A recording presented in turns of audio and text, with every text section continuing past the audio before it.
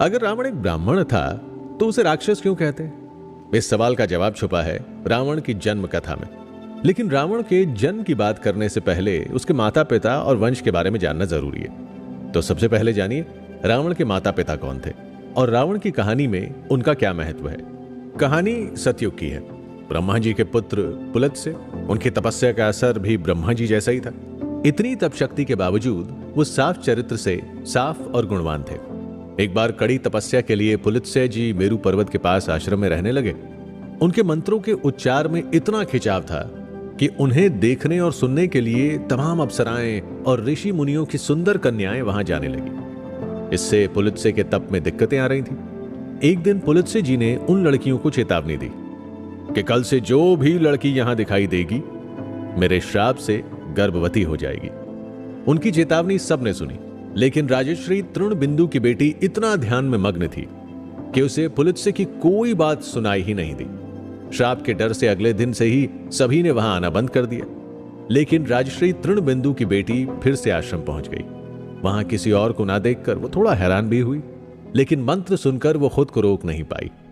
ऋषि पुलत्स्य के सामने जाते ही उसका शरीर पीला पड़ गया और वो गर्भवती हो गई।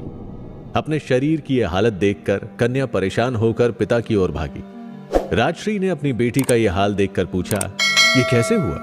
बेटी ने जवाब दिया, कुछ खास तो नहीं, पर जैसे ही मैं पुलत्स्य ऋषि के आश्रम पहुंची मेरा शरीर उसी समय ऐसा हो गया। राजश्री ने आंखें बंद की और अपने ध्यान से सब जान लिया। इसके बाद वो अपनी बेटी को लेकर पुलत्स्य जी के आश्रम पहुंचे और प्रार्थना करते हुए कहा, हे तपस्वी, आपके श्राप की वजह से मेरी बेटी गर्भवती हो गई। अब आप ही इसे संभालिए, इसे अपनी सेविका बना लीजिए, आपकी बड़ी कृपा होगी। राजश्री की बातें सुनकर पुलत्स्य जी ने उनकी बेटी को अपना लिया। राजकन्या इतनी गुणवान थी कि पुलत्स्य जी भी उससे खुश रहने लगे। इस तरह दोनों सुखी जीवन जीने लगे। एक दिन पुलत्स्य जी अपनी पत्नी के सुंदर स्वभाव से खूब आनंदित हुए और बोले, हे संगिनी, मैं तुमसे बहुत खुश हूं, इसलिए आज मैं तुम्हें मेरे ही समान एक पुत्र देता हूं जो उत्तम वंश बढ़ाएगा और पौलत्स्य नाम से प्रसिद्ध होगा। लेकिन क्योंकि तुमने मेरी आवाज सुनकर गर्भ धारण किया है, इसीलिए उस पुत्र का नाम विशर्वा होगा। कुछ ही समय बाद विशर्वा का जन्म हुआ, जो अपने माता पिता की ही तरह वेदों का जानकार, यशस्वी और महान तपस्वी हुए।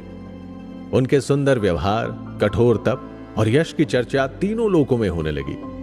समय बीतता गया। फिर एक दिन महामुनि भारद्वाज ने अपनी देवी जैसी बेटी का विवाह विशर्वा से कर दिया और उसी बेटी से विशर्वा के अद्भुत, बलवान और तेजस्वी पुत्र का जन्म हुआ। महामुनि पुलत्स्य ने अपने पोते की कल्याणकारी बुद्धि देखी और कहा, यह धन का स्वामी बनेगा। फिर सभी देव ऋषियों के साथ मिलकर उस लड़के का नामकरण किया। विशर्वा का बेटा होने के नाते उसका नाम विश्रवण रखा गया। अपने वंश के गुणों से भरपूर यह लड़का भी महान तपस्वी बनेगा और अपने कठोर तप से ब्रह्मा जी को खुश करके उनसे लोकपाल बनने का वरदान हासिल किया। वैश्रवण ही आगे चलकर धन के देवता कुबेर बने।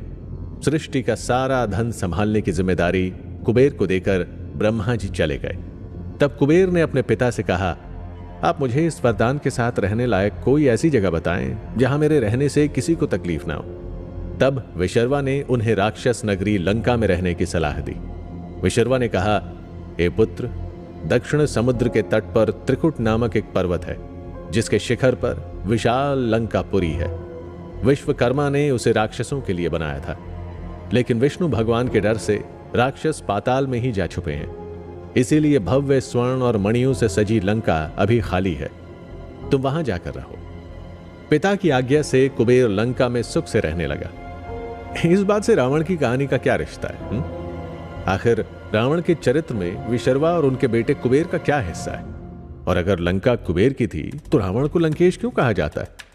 लंका कुबेर की थी तो रावण की कैसे हो गई? आगे की कहानी में आपको इन सभी सवालों के जवाब खुद ब खुद मिलने लगेंगे। चलिए बढ़ते हैं अगले एपिसोड की तरफ और रावण की आगे की कहानी जानते हैं।